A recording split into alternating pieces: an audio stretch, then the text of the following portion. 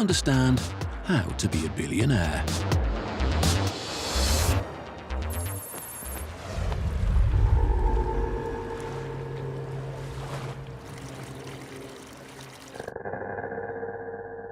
Meet Naveen Jain. Oh, hello, how are you? So, I'm going to show you some of the cool stuff here, stuff from space. I probably have the largest collection of meteorites in private hands, and probably most museums. And this is something that I like to share with everybody, and the reason I'm sharing with you is because I want people who can't afford to have them to be able to see what they are like. I want them to be people to be able to touch them, and people to be able to feel that same thing that I feel having these meteorites in my hand. This is really nice beast from the moon. So imagine you're holding in your hand a piece of moon. I mean, that is just unbelievable. So people talk about, honey, I'll take you to the moon. I brought the moon to you. I mean, imagine that. Right?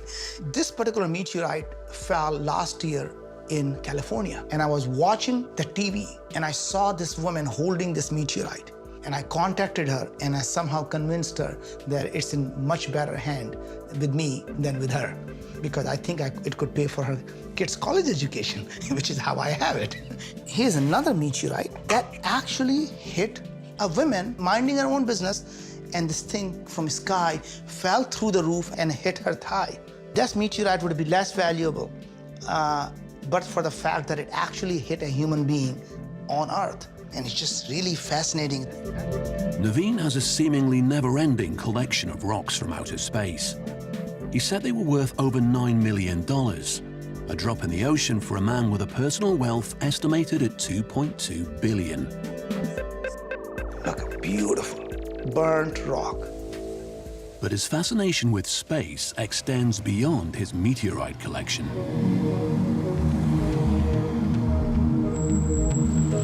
Moon Express. Thank you.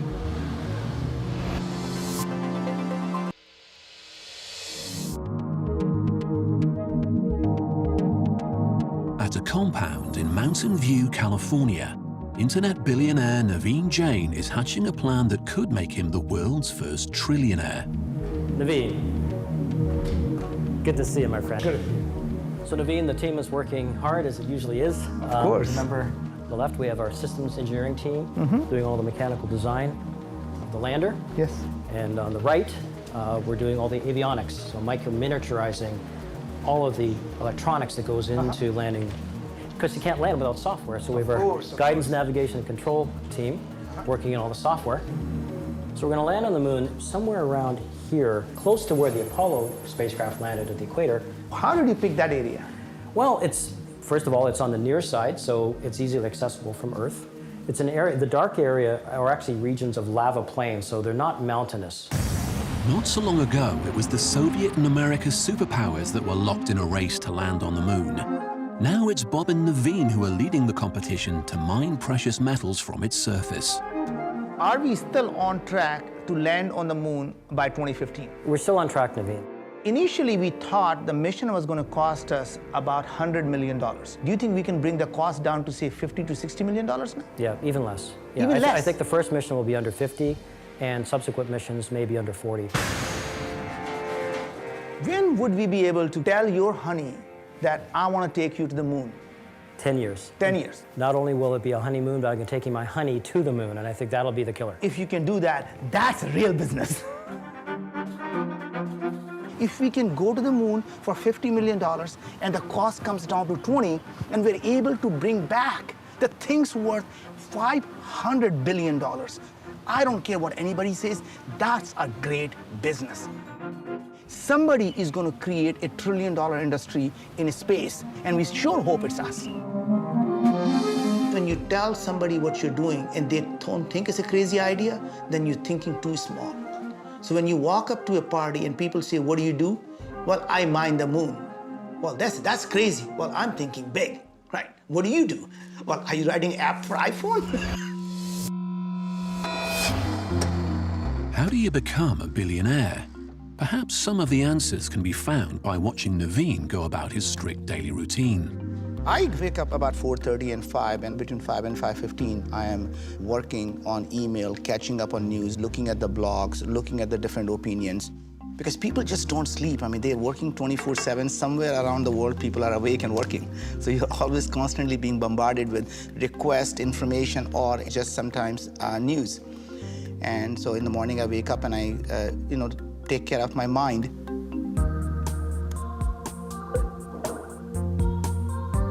And then after that, I work out, and that's taking care of my body. And then I do meditate before I go to work, so that takes care of my soul. Business is like a war. You have to be completely prepared.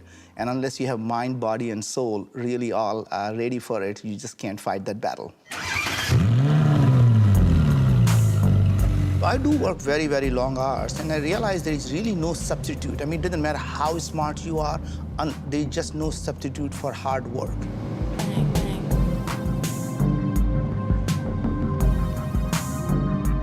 If you want to succeed in life, you have to be absolutely at your best. And the only way to be absolutely at the best is to give it 100% of yourself.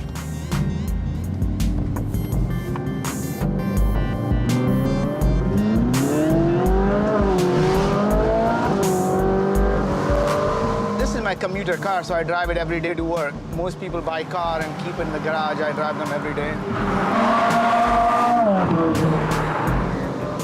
A lot of people assume that entrepreneurs take chances. Is that true? Not true at all. In fact, entrepreneurs actually hate risk. Only play the game that you can win.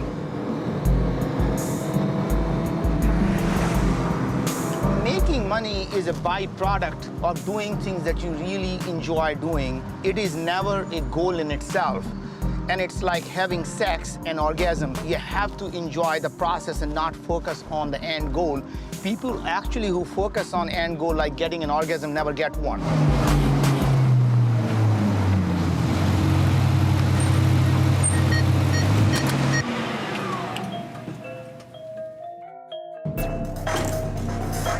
Following Naveen around on a typical working day, it's obvious that his big ideas attract other big ideas, and his interests stretch way beyond the information e-commerce world in which he's built his fortune.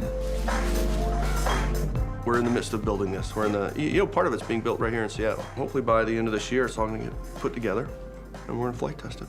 So how many people, two per? Yeah, it's pilot, astronaut, and you. Okay. We call it the right stuff experience. For Naveen, the billionaire formula is simple. What makes a successful person? They go out and solve big problems. So you know how to make $1 billion? You solve a $10 billion problem. Having already made his billions, he now unashamedly wants to use his business brain to change our world. Let's focus on education, healthcare, energy, shortage of water, shortage of food, and I'm going to tell you how innovation and entrepreneurship can solve each of these problems. Let's look at education. Imagine if you are able to use a $25 tablet and build some type of a game that's more effective than a private tutor, and it's more addictive than the most addictive video game. Think about it. One day, a child is going to come to the mother and say, "Mom, can I just play one more hour of math? Because I enjoy it so much." Naveen has a knack of putting people under his spell, making his mission to solve some of mankind's biggest problems seem plausible in space and on Earth. What if we can build an artificial intelligence system that can be used by a village girl? She'll be able to go door to door and able to diagnose the diseases where there are no healthcare, there's no hospitals, there are no doctors. These are big ideas that could turn a big profit, but some of them seem a bit far-fetched. What if we take a 3D printer on the moon and somebody can go out and send the DNA of a bacteria or a virus and we print it right there and leave it on the moon and watch it grow? Right. These ideas, they're a bit out there, aren't they, Naveen? Don't people think you're just a bit mad? Well, the point is that the reason they think it's mad, because they don't know it's already happening. The things that used to be science fiction are now becoming science reality. Naveen's relentless enthusiasm, obsessive work ethic, and unquestionable self-belief are some of the building blocks of how to be a billionaire. And it turns out these qualities were forged in an intriguing childhood.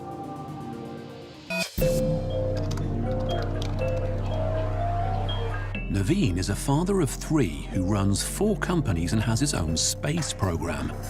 How do his children live up to that?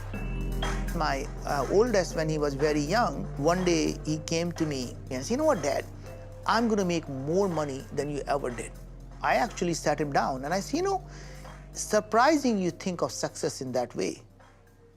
Success is not about how much money you're going to have. Success is about how many lives you'll be able to improve. And if you really want to be more successful than I am, go out and improve more people's lives than I'm able to do in my lifetime. And that's what's going to make me proud of you. And he said, whatever, Dad. I was 6 years old when Dad started his first company. And at the age of 7, he was taking me on the road with him. And then when I got a little older, like 10, 11, he would start randomly throwing me on stage with him in the middle of a talk and be like, hey, like, why don't you come up and give your thoughts? And you really had no choice but to get up there and say what you thought. So it was a really interesting way to learn by fire, right? When he's 16, he calls me and he said, Dad, I've been meeting lots of my friends who are at MIT and Harvard and Princeton. What if I brought the great mentors that you had for me, helping these young kids? If I could do that around the world, I'll be able to improve more people's life than you did. Would that make you proud? And I said, yes. And guess what? That's when he started Kairos Society. And today it's world's largest entrepreneurial society. America needs to reinvent our economy. We need to refocus our entire national efforts on young entrepreneurs. How can we be pioneers that move the world forward? Naveen seems to be nurturing his children on a predetermined path to success.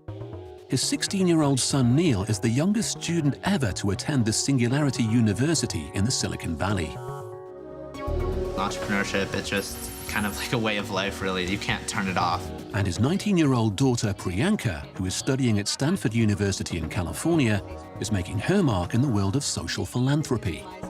I've spent 18 years of my life taking for granted everything that I have. A great family, parents, mentors, an education, good health. Things that millions and millions of girls around the world live without. My accomplishments in this world will never be measured by what I do. It will be actually measured by what our children are able to do.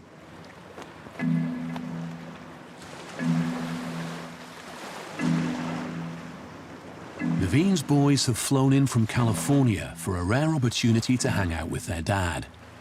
Well, there comes my rock star there, and he's on the phone.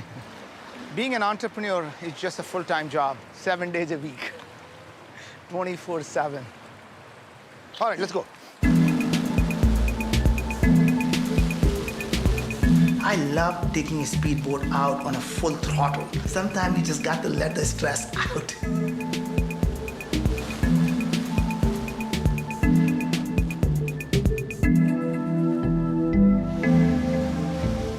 Just want to give you a heads up that we pushed an updated build. It's, obviously it's still... You want them to work hard, and sometimes you want them to just slow down a bit, but it's never a balance. He saw me do the same thing. When the 3 of them get together, the conversation rarely strays from business and finding ways to change the world. We always talking about business. Either he's talking about my business or I'm talking about his business. If you're solving problems, you're doing good in the world. And if you're doing good and you're solving problems in the world, you're gonna make a shit ton of money. If you can solve a problem that affects 1 billion people, and even if you only got $1 out of each of those people, you'd still make $1 billion. Without doubt, the kids are a chip off the old block. But is their entrepreneurialism purely down to their privileged upbringing, or is it in their blood? Maybe the answer lies in Naveen's past. I grew up in India, and we were very, very poor. And we didn't have to be poor. My father had a pretty decent job in the government. He was a civil engineer, overseer, responsible for building government buildings. India is an extremely corrupt society. My dad, in his humble wisdom, decided that he wants to be an honest man. He's just not going to take a bribe. Guess what happens? In government, you never get fired. You get transferred. Every 6-9 months, that son of a bitch has to go. He's not taking money. Find somebody who takes money. So we go to the most rural areas, and most of our education was done in places where there are no tables, no chairs, no whiteboard. You sat on the floor, you wrote on the floor. And despite all that, My sister went on to do a postdoctorate in applied mathematics. My brother had a PhD in computer science and a PhD in statistics. And I'm the least educated person with a degree in engineering from IIT and MBA. That is the kind of value system that constantly governs my life. Always looking back and saying the humble background that you come from and how much you have achieved. Dreams. Humility is a sure sign of knowing when somebody has been successful. Because if you still have an iota of arrogance left in you, then you're still trying to prove something to yourself or someone else. That means you're still not successful. I think all on. You might think that billionaires are defined by their wealth, but they would argue wealth is a byproduct of big ideas. They're interested in fulfilling their dreams, and the crazier the dream, the better.